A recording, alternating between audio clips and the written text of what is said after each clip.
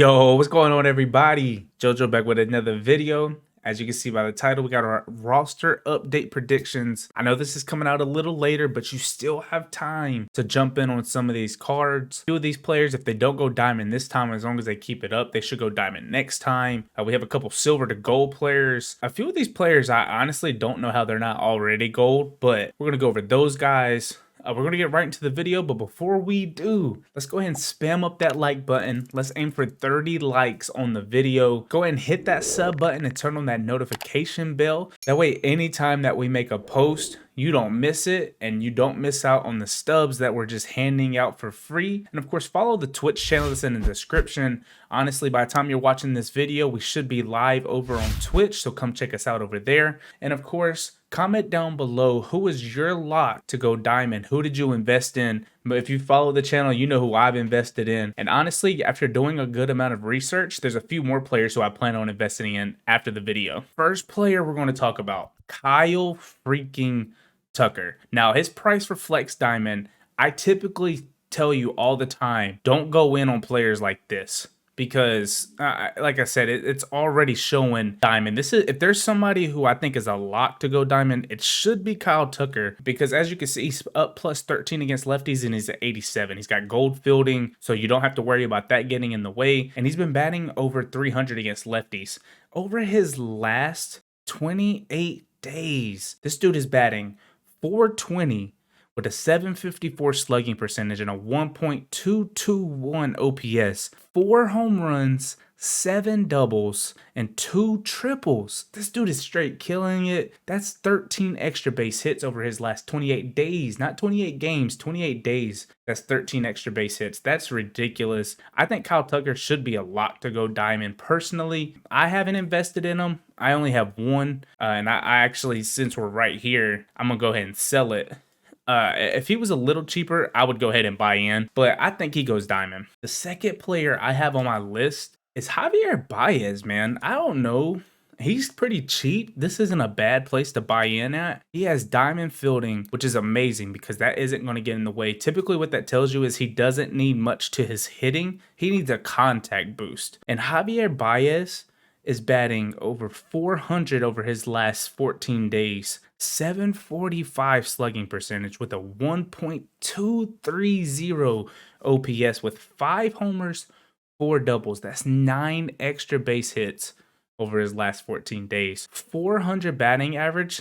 His contact doesn't reflect that. He used to be a diamond last year. I think Javier Baez does go diamond. It could be a little bit of a shocker, but he is one of those players that if you get in here right now, you can make 2,200 per. And that to me is worth it. More so worth it than 1,000 per. The next player we're going to talk about is just like Kyle Tucker in the sense of he's 3,900. So you wouldn't make much off of him. But he has a really, really good chance because him, like everybody else, he has great speed. He has great fielding already. He doesn't need much. He also has balanced hitting, but I don't think it reflects what it could be. As you can see, he just needs probably a little contact boost, maybe a little bit power versus lefties. The dude over his last 14 days is batting 340, 700 slugging percentage, 1.1 OPS, and 5 home runs. I think Tyler O'Neill goes diamond. I think we see a huge diamond update. I don't know how many it was the last one or the one before that where it was like 11 diamonds. I think we see something very crazy. I didn't talk about Robbie Ray because he's at 5,000 right now. There's no point in even talking about him. So if you're wondering why I didn't talk about Robbie Ray, he's going to go diamond, but his price reflects that. You cannot make no stubs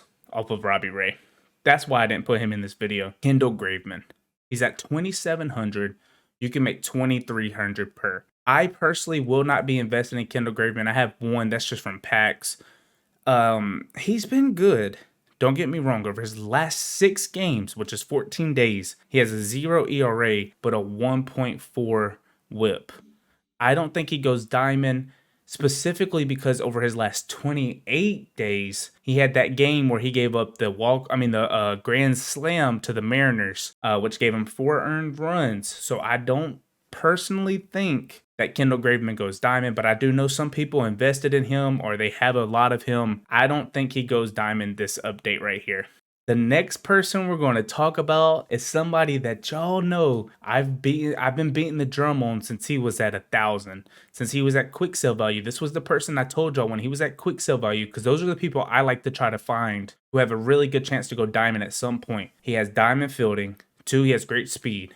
2 things that will not change because they only do that once per year, and they've already done that, which was at the All-Star break. So the only thing they're touching is hitting. As you can see, he's playing up to an 85 at only +9 to contact versus right, power versus right. He doesn't need much to get that +3. As you can see, I'm heavily invested into Luis Robert. 200 of these guys. If I get him, we hit big. That's 1,000,000 stubs coming my way. I personally hope that he does hit diamond. His stats are amazing. Over the last 28 days, he's batting .354 with a .594 slugging percentage and a .986 OPS. So the power numbers aren't necessarily there, but the contact's there. He's striking out less. He came back from injury and he changed his stance up. He does have 5 home runs, but I don't think he gets too much of a boost to his power. I think he gets a boost to his contact. Over his last 7 days, he's batting .458 with a .750 slugging percentage and a 1.2 OPS.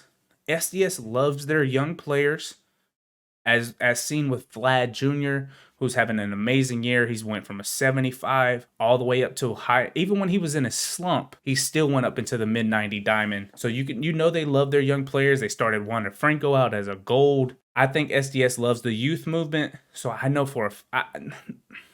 I think he goes diamond. I think he has a really good chance. Not as good of a chance as, say, somebody like Kyle Tucker or maybe even Javier Baez, who are, they don't need much at all because they're already 84. Tyler O'Neill, Kyle Tucker are probably the locks to go diamond. I really do like Luis Robert's chance, and he's somebody that you can make a bunch of stubs on at his current price compared to something like 4,000.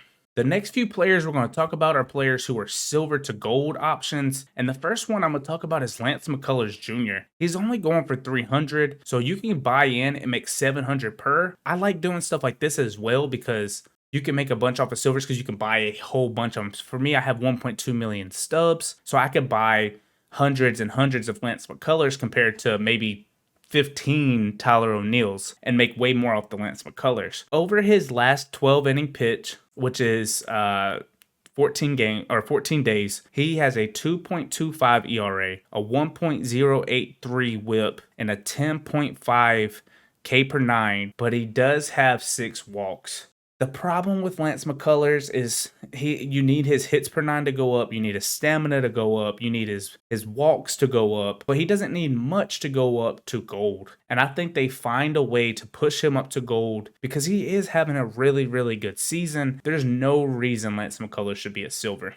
The next player we're going to talk about, Sandy, man. Dude, Sandy he's been a beast. He is my biggest lock to go silver to gold. If this dude does not go gold, this update right here, SDS has something against this guy. He's been one of the best pitchers that nobody's talking about. I see a lot of them on Twitter, but that SDS just seems to not want to push to gold. He should have been gold. Over his last 14 days, now I could have done 28 days because his 28 days was amazing as well, but his last 14 days, he has 23 innings pitched, a 1.93 ERA, a 0.6 whip.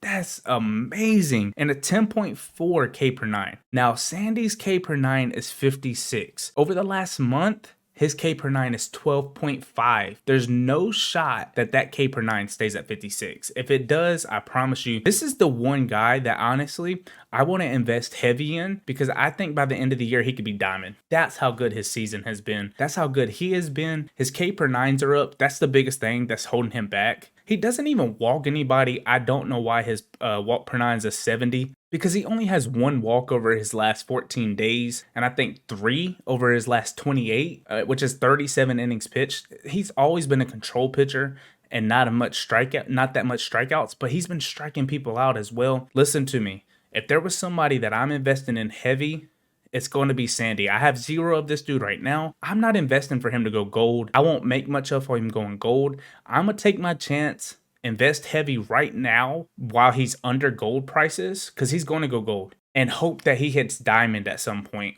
That's how good Sandy's been. That's how much I believe that if he keeps this up, he has a chance to hit diamond by the end of the year. The next person we're going to talk about is Josh Bell. Josh Bell, over his last 28 days, is batting .315 with a .607 slugging percentage and a 1.047 whip. Imagine a 1.047 OPS with 7 home runs and 5 doubles. That's 12 extra base hits over his last 28 days.